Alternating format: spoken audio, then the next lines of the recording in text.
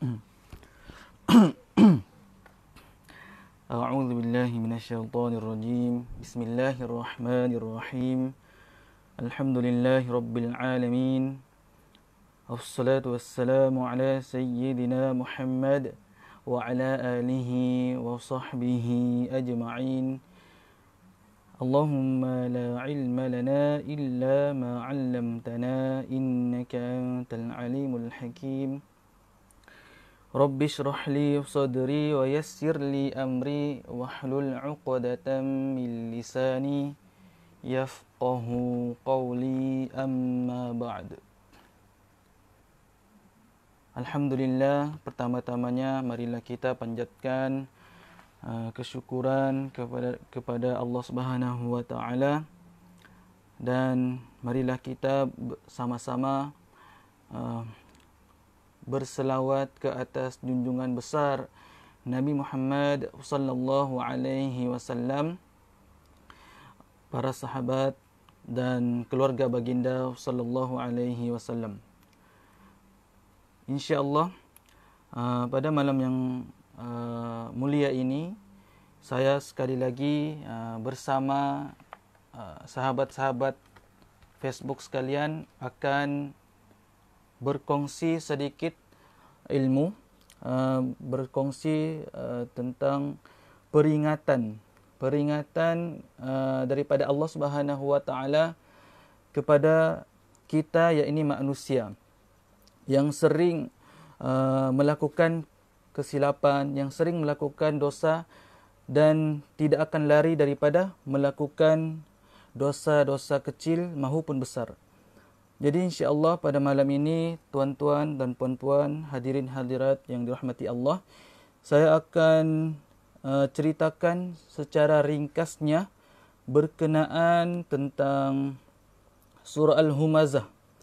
Surah Al-Humazah, di mana surah ini dia menceritakan bahawa larangan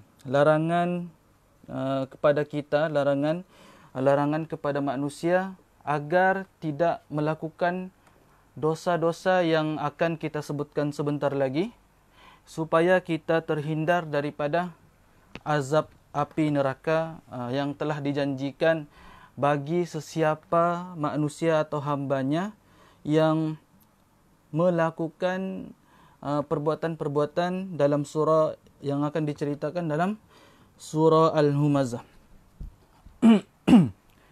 Okay, sebelum itu, surah Al-Humazah ini merupakan surah Al-Makkiyah. Surah Al-Makkiyah. Maksudnya surah ini diturunkan di Mekah, di Mekkatul Mukarramah. Dan surah ini merupakan surah yang ke-104. Surah yang ke-104 dan mengandungi 9 ayat kesemuanya. Dan insya-Allah pada malam ini saya akan menceritakan secara ringkas surah Al-Humazah ayat yang pertama hingga ayat yang ke-7. Tidak sampai habis ya. Saya akan ceritakan apa isi kandungan surah Al-Humazah daripada ayat yang pertama hingga ayat yang ke-7 secara ringkas insya-Allah. Jadi terima kasih ya kepada sahabat-sahabat yang melihat. Di situ kita nampak ada sifo kita ya di situ. Dai Badrul daripada Telupit. Abang Badrul di situ ya, maafkan saya. Junior yang masih belajar kan. Apa nih? Kalau ada salah mohon maafkan saya. Jadi adapun surah Al-Humazah ni maksudnya pengumpat. Dan kalau kita faham apa itu maksud pengumpat ni? Pengumpat ni orang yang suka menyebar fitnah. Orang yang suka menyebar fitnah. Orang yang suka memburuk-burukkan orang. Orang yang suka kalau zaman sekarang ni kita panggil maci-maci bawang, paci-paci bawang kan. Siapa sini paci-paci bawang? Maci-maci bawang. Moga-moga kita tidak tergolong di kalangan orang-orang yang sedemikian, yaitu orang yang pengumpat. ataupun pemfitnah lah, kan suka fitnah orang.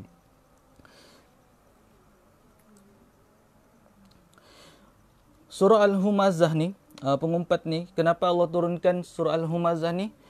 Sebab pada zaman Rasulullah sallallahu alaihi wasallam terdapat beberapa orang tokoh yang sering mengumpat, sering mengejek dan sering fitnah Nabi sallallahu alaihi wasallam. Antaranya ialah yang pertama Akhnan bin Syariq. Di mana Akhnan bin Syariq dia selalu mengumpat dan mengejek Rasulullah sallallahu alaihi wasallam. Kemudian ada seorang lagi tokoh yang juga sering mengejek dan mengumpat Nabi, namanya Jamil bin Amir Al-Jumbi. Di mana mereka ini sering mengejek dan mengumpat Nabi sallallahu alaihi wasallam. Dan tujuan surah Al-Humazah ini diturunkan adalah yang pertama untuk memberi amaran bahawa Allah mau kasih ingat kepada kita, celakalah bagi orang-orang yang suka mengumpat. Dan seterusnya Allah mau bagi tahu dengan kita bahawa surah Al-Humazah ni maksudnya, ada pendapat lain yang mengatakan dia diambil daripada perkataan Hutamah. Hutamah ni maksudnya azab ataupun api neraka. Jenis api neraka yang akan mengazab bagi mereka yang suka mengumpat. Di mana maksudnya api ini adalah api yang menghancurkan. Al-Humazah ni nama lainnya ialah Al-Hutamah. Al-Hutamah yang bermaksud menghancurkan, api yang menghancurkan. Okey, kita terus pergi kepada ayat yang pertama. Ayat yang pertama kita lihatkan. Bismillahirrahmanirrahim. Wailul likulli humazatil lumazah. Saya baca lagi ya. Wailul likulli humazatil lumazah. Maksudnya celakalah bagi setiap pengumpat dan pencela. Celakalah bagi setiap pengumpat dan pencela. Jadi Allah ni sangat marah. Allah sangat marah bila mana ada hambanya yang suka mengumpat dan mencela.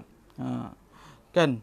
Jadi Allah sudah bagi amaran kepada kita untuk bagi sesiapa yang suka mencela,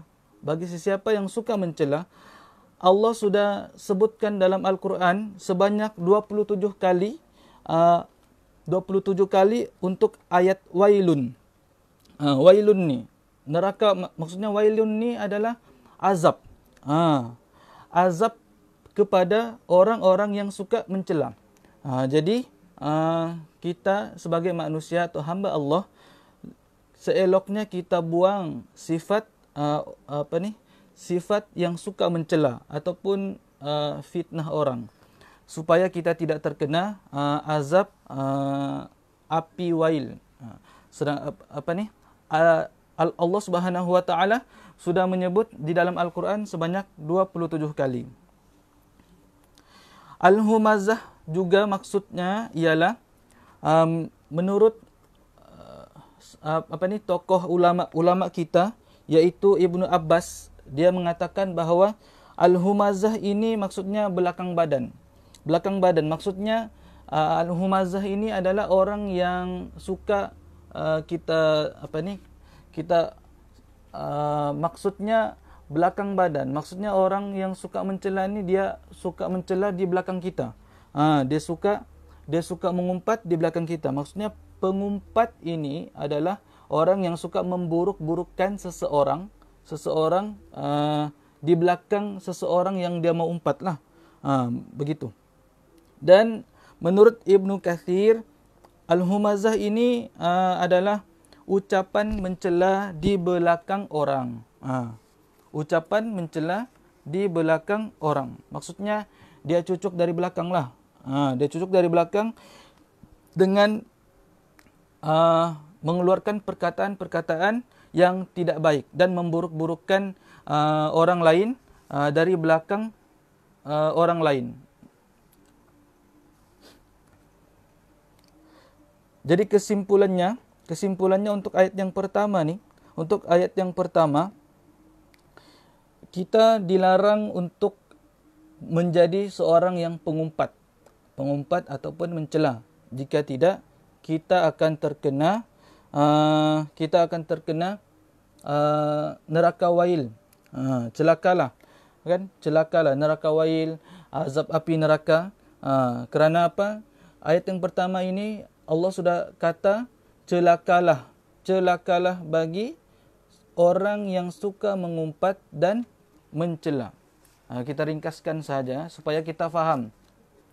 Selama ini sudah berpuluh-puluh tahun kita baca surah Al-Humazah, tetapi sering kita baca surah Al-Humazah pada bulan Ramadan kan. Para imam akan membaca surah Al-Humazah untuk solat sunat tarawih. Jadi sering kita dengar surah Al-Humazah ini pada waktu bulan Ramadan, dibaca oleh para imam tarawih. Jadi setidaknya kita fahamlah apa mesej yang ingin Allah sampaikan kepada kita. Jadi kita pergi kepada ayat yang kedua. Ayat yang kedua, di situ saya akan baca. Alladzi jama'a malan wa 'addadah. Alladzi jama'a malan wa 'addadah. Maksudnya, yang mengumpulkan harta dan sentiasa menghitung-hitungnya. Alladzi jama'a malan wa 'addadah. Maksudnya, orang yang mengumpulkan harta dan menghitung-hitung kekayaan. Contoh kita boleh ambil Qarun. Qarun dahulunya merupakan seorang hamba Allah yang suka beribadah kepada Allah. Suka tahajud kepada Allah dan minta kepada Allah agar dia menjadi kaya. Dan Allah makbulkan doanya dan Allah berikan nikmat kekayaan kepada Qarun. Lalu apa yang terjadi kepada Qarun? Qarun lupa diri, lupa kepada Allah Subhanahu wa taala, lalu Allah laknat kepada Qarun dan menterbalikkan kesemua hartanya ke dalam tanah. Itulah yang sering kita dengar, harta Qarun. Harta Qarun. Jadi di sini Allah sudah memperingati, Allah sudah bagi amaran kepada orang yang suka mengumpulkan harta, dan hitung-hitung kekayaan seperti Qarun ni. Jadi moga-moga kita tidak tergolong di kalangan golongan seperti Qarun yang telah saya ceritakan tadilah. Sebab kenapa harta kita ni apabila kita sedekahkan, itulah harta kita, kan? Saya sudah bagi penjelasan kepada live saya yang semalam.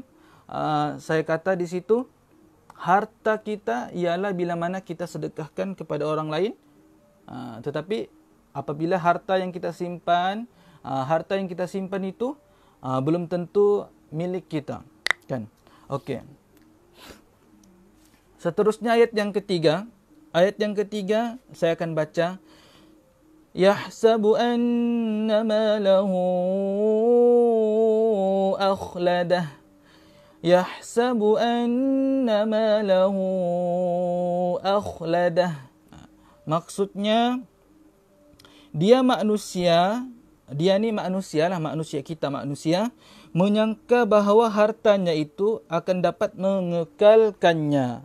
Di mana manusia ni dia sangka dia sangka harta yang dia kumpul itu akan menjadi kekal. Sedangkan ingat, harta yang kita kumpul selama kita hidup dia tidak akan kekal, bos. melainkan amal ibadah kita. Ada 3 tu kan, anak yang soleh, amal jariah, dan amal yang soleh, sedekah jariah, dan doa anak yang soleh. Begitu kata. Lebih kurang lah kan begitu. Saya lupa sudah yang hadis tu kan. Jadi harta ni dia tidak akan kekal. Harta tidak akan kekal. Kita akan berikan kepada waris kita setelah kita meninggal dunia. Contohnya kan, kita ambil contoh, dia bersedekah tapi tidak mahu dikenali. Kan? Dia bersedekah hanya mahu namanya ada dalam masjid. Ini adalah contoh bagi orang-orang yang dia suka bersedekah lah. Dia suka bersedekah. Maksudnya dia rasa harta yang dia kumpul ataupun harta yang dia miliki tidak akan kekal. Lalu dia akan sedekah. Dia sedekah kepada masjid. Kita boleh sedekah ke madrasah-madrasah. Kita boleh sedekah, kita lihat seorang ustaz yang dikenali di Indonesia. Namanya Ustaz Das'at. Ustaz Das'at ini yang saya kagumi terhadap beliau ialah Ustaz Das'at dia sudah membina masjid. Bayangkan, bukan bina masjid, bina rumah tangga, tetapi dia telah bina sebuah masjid di kampungnya. Bayangkan, itu adalah suatu amal jariah yang memang berkekalan. Suatu amal ataupun sedekah yang memang berkekalan sampai dia meninggal, sampai masuk syurga, atau sampai dalam azab alam kubur pun pahalanya tidak akan pernah berhenti. Pahalanya tidak akan pernah berhenti. Jadi banyakkanlah sedekah, banyakkan bersedekah tanpa diketahui oleh orang lain. Okey, seterusnya kita pergi kepada ayat yang keempat. Kita kasih ringkas sahaja ya, sebab kalau kita cerita lebih mendalam, nanti para penonton yang dirahmati Allah akan menjadi bosan. Dia akan bosan lah kan. Jadi ayat yang keempat, hadirin dan hadirat yang dirahmati Allah, ayat yang keempat saya akan baca. Kalla la yunbadhanna fil hutamah. Kalla la yunbadhanna fil hutamah. Ayat yang keempat berbunyi, sekali-kali tidak. Kalla, dia bilang, sekali-kali tidak. Kalla, dia bilang, la yunbadhanna fil hutamah. Sekali-kali tidak, pasti dia akan dilemparkan ke dalam neraka. Ke dalam neraka. Ayat yang keempat. Okay, kita lihat ayat yang keempat. Di sini ayat yang keempat Allah nak cerita. Allah mahu cerita kepada kita bahawa balasan kepada orang yang suka mengumpat. Orang yang suka mengumpat dan pencela. Dan orang yang suka mengumpulkan harta, suka hitung-hitung harta, dan dia suka untuk kekalkan hartanya. Di mana di sini Allah kata kalla. Kalla ni maksudnya tidak akan sekali-kali beruntung. Dia maksudnya rugilah, rugi. Kan kalla, Allah kata kalla, tidak akan sekali-kali untung untuk orang-orang yang mencela, suka mengumpat, suka mencela, suka mengumpulkan harta, suka hitung-hitung harta, dan dia suka kekalkan hartanya dan kedekut. Sudah banyak harta tetapi kedekut untuk sumbangkan, untuk sedekahkan kepada orang lain. Ini orang-orang ini Allah sudah kata tidak akan pernah beruntung orang-orang begini. Maksudnya dia akan rugi. Rugilah. Rugi kan. Kalla la yunbadhanna. La yunbadhanna ni daripada perkataan nabadha. Nabadha ni maksudnya Allah mahu tekan bahawa Allah akan buang orang-orang yang ingkar, dan Allah mahu malukan. Maksudnya Allah mahu malukan orang-orang yang telah disebut ni, di dalam ayat yang pertama hingga ayat yang ketiga, di mana orang-orang suka mengumpat, mencela, suka kumpul harta, suka hitung-hitung harta. Allah mau bagi tahu bahawa Allah akan buang nabadha. Nabadha ni maksudnya Allah mahu buanglah. Allah mahu buang mereka-mereka ini ke dalam api neraka. La yunbadanna fil hutama, ke dalam hutama. Hutamah ni maksudnya dia berasal daripada hatama. Hatama ni maksudnya patah. Ulama dia mentafsirkan bahawa ada pendapat yang pertama ialah apa maksud patah ni ialah api yang makan daging hingga ke jantung. Maksudnya api neraka dia akan makan daging kita hingga ke jantung. Dan pendapat yang kedua, api yang menghancurkan. Api yang menghancurkan. Maksud hutamah ini adalah api yang menghancurkan dan api yang akan makan daging kita sehingga ke jantung kita. Jadi di sini timbul persoalan kenapa patah? Allah mau bagi tahu mereka ini dia telah mematahkan hati orang-orang dengan mengumpat. Maksudnya perbuatan mengumpat, mencela ni adalah perbuatan yang telah mematahkan ataupun mengguris hati orang lain. Jadi Allah mau patahkan hati mereka ini di akhirat nanti.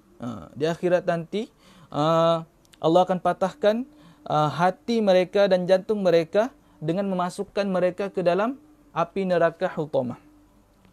Di mana api neraka hutamah ini adalah api yang menghancurkan.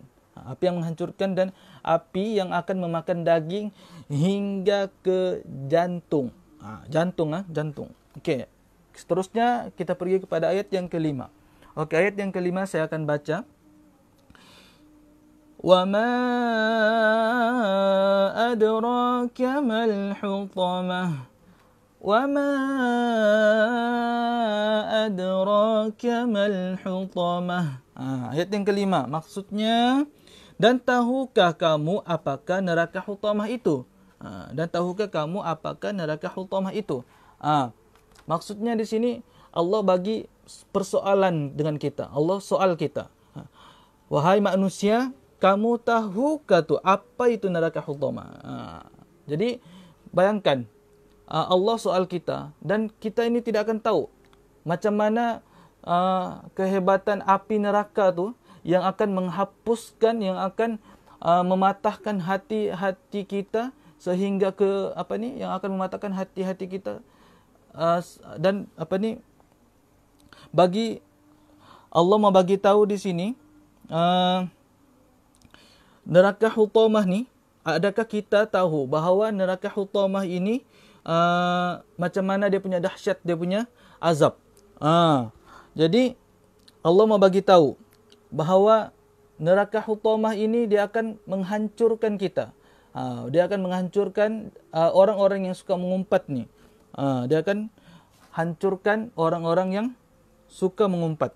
Di mana dia sudah orang-orang sebegini dia sudah mematahkan hati orang lain. Jadi Allah mau balas dengan memasukkan mereka ke dalam api hutamah. Dan Allah tanya, kamu tahukah apa itu neraka hutamah? Kamu tahukah apa itu neraka hutamah? Sebab soalan ini kita soalan ini kita tidak boleh jawab. Soalan ini kita tidak boleh jawab. Sebab apa? Yang pertama, hutamah ataupun api neraka ini adalah perkara ghaib. Dan salah satu perkara ghaib yang kita tidak tahu, manusia tidak akan tahu, ialah api neraka. Jadi Allah sudah menjawab di ayat yang ke-6. Ayat yang ke-6 yaitu Narullahil muqadah. Allah telah menjawab di ayat yang ke-6. Allah jawab, ia adalah azab ataupun api Allah yang dinyalakan. Maksudnya, apa itu hutamah? Hutamah itu maksudnya azab ataupun api yang dinyalakan. Macam mana dinyalakan? Dinyalakan macam mana? Di situ kan kita nampak narullahi, api Allah. Api Allah al-muqadah. Al-muqadah ni maksudnya para ulama telah berpendapat ada 3 pendapat lah. Ulama telah beri 3 pendapat di mana al-muqadah ini maksudnya yang pertama api yang menyalakan. Maksudnya api yang menyalakan di mana dia menyala tidak seperti api di dunia ni. Kalau kita kasih hidup api dunia ni, contohnya dapur gas, kalau kita kasih hidup dia akan mati. Jika kita kasih mati. Tetapi api neraka ni dia tidak akan pernah mati. Dia tidak akan pernah padam. Dia sentiasa menyala. Itulah api neraka. Api neraka tidak akan pernah terpadam. Pendapat yang kedua, Allah mau bagi tahu al-muqadah ini adalah api yang kekal. Api yang kekal. Maksudnya dia kekal dan tidak akan pernah padam. Dia tidak akan pernah padam. Dan yang ketiga, pendapat yang ketiga, api neraka ni adalah api yang sedang menunggu manusia. Siapa manusia? Kita manusia kan. Maksudnya ada 3 pendapat ulama yang menceritakan tentang maksud al-muqadah. Narullahil muqadah. Api Allah yang kekal. Api Allah yang dinyalakan dan api Allah yang sedang menunggu manusia. Menunggu manusia yang macam mana? Menunggu manusia yang suka mencela, suka mengumpat, suka kumpul harta dan suka hitung-hitung harta dan kedekut. Nantikan azab api neraka di akhirat nanti. Dan kita akan teruskan dengan ayat yang ke-7. Di mana ayat yang ke-7 dalilnya allati tattali'u 'alal afidah. Allati tattali'u 'alal afidah. Saya ulang balik ya. Allati tattali'u 'alal afidah. Maksudnya di situ ayat yang ke-7 di mana api ini yang membakar sampai ke hati. Api yang akan membakar sampai ke hati. Api dia akan membakar berulang-ulang kali. Allah mau bagi tahu untuk ayat yang ke-7 ini di mana api itu akan membakar berulang-ulang kali. Kenapa berulang-ulang kali? Kerana kalau kita lihat di situ allati tattali'u. Untuk tattali'u ni di situ ta itu dia ada sabdu. Makna kata tattali'u dia maksudnya berulang-ulang kali. Api dia akan membakar kita berulang-ulang kali. Sebab ada tanda sabdu. Penekanan tattali'u tu dia melambangkan Allah mau katakan di situ untuk orang yang suka mengumpat ni dia akan terkena api yang membakar dirinya berulang-ulang kali. Jadi berwaspada, jangan kita tergolong di kalangan orang yang suka mengumpat. Okey? Boleh? Okey. Okey, kita sambung. Allati tattali'u 'alal afidah. Al-afidah. Al-afidah ni dia daripada perkataan fuadah. Fuadah ni maksudnya hati lah. Hati. Fuadah ni maksudnya hati. Kenapa sampai hati? Kenapa sampai hati? Maksudnya kenapa api itu akan membakar sampai ke hati? Kenapa? Sebab dari hatilah segala-galanya akan bermula. Maksudnya saya sudah terangkan live saya semalam. Hati adalah titik permulaan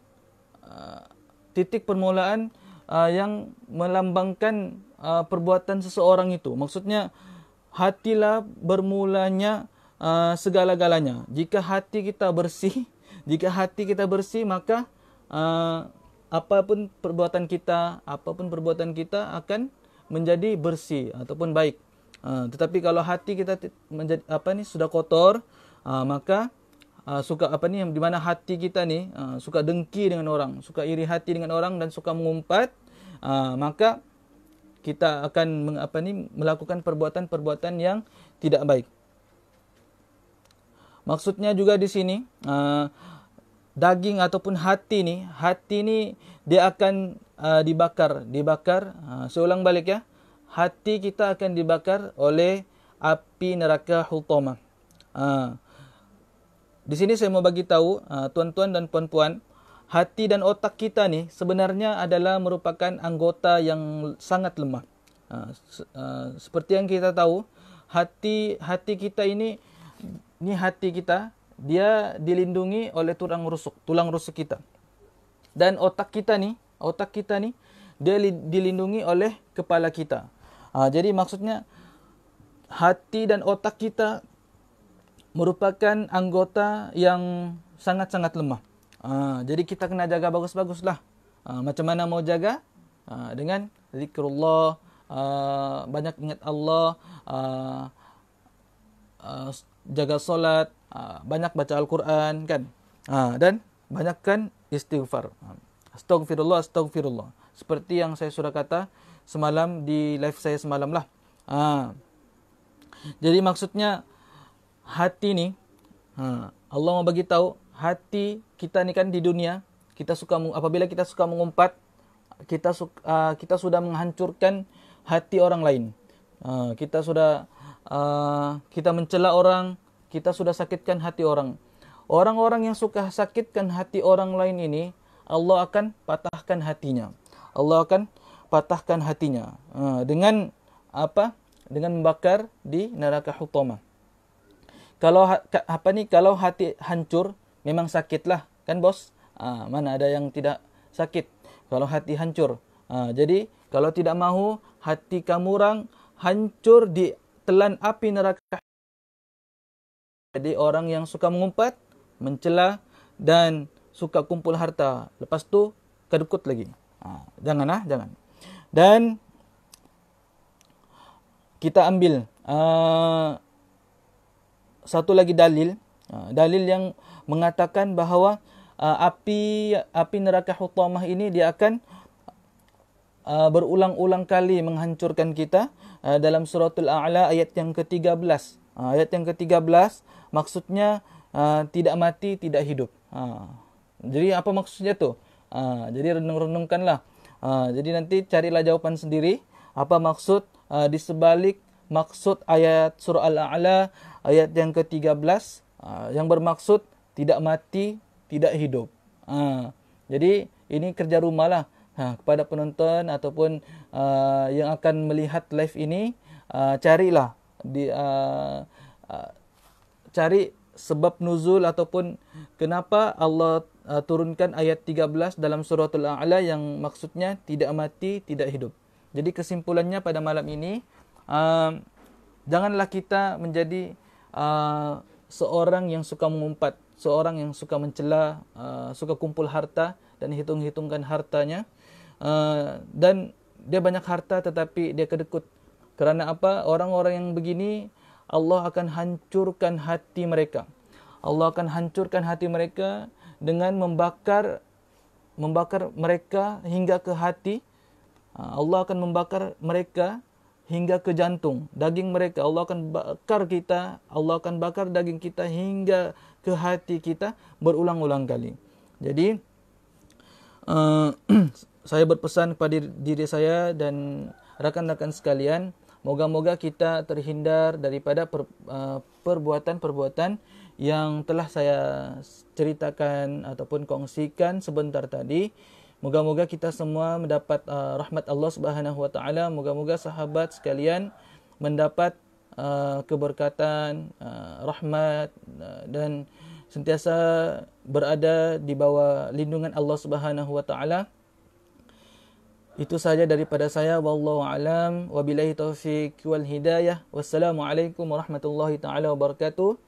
Selamat malam, stay tune dan stay at home.